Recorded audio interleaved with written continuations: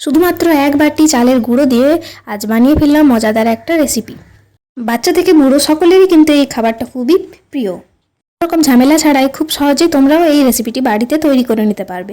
তো তার জন্য নিয়েছি প্রথমে এক বাটি মাপের চালের গুঁড়ো, সেই বাটিতেই মাপ করে দিয়েছি 2 বাটি জল। চালের গুঁড়োটা জলের সাথে ভালোভাবে মিশিয়ে নিতে হবে। তারপর আঁচটা লো ফ্লেমে রেখে কিছুটা বেকিং সোডা, নুন, পরিমাণ মতো নুন, জোয়ান, জিরে দিয়ে আরও কিছুক্ষণ ধরে ভালোভাবে মিশিয়ে নিতে হবে। যেহেতু এটা চালের গুঁড়ো তাই সবসময় এটাকে নাড়াতে হবে, তাছাড়া এটা নিচে দলা পাকিয়ে যেতে পারে।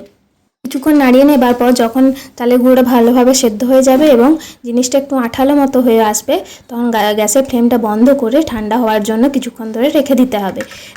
তার মাঝে একটা থালা কিংবা বড় প্লাস্টিকের মধ্যে কিছুটা পরিমাণে তেল ব্রাশ করে নিতে হবে। এরপর এই হাতার সাহায্যে অল্প পরিমাণে ব্যাটার নিয়ে ওই থালার চারিদিকে গোল গোল মতো করে শেপ দিয়ে ছড়িয়ে নিতে হবে।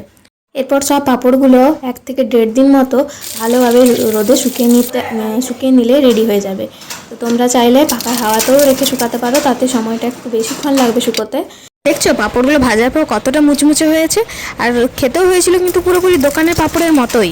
আর ভিডিওটি ভালো লাগলে একটা লাইক করে পাশে থাকবেন। বাই।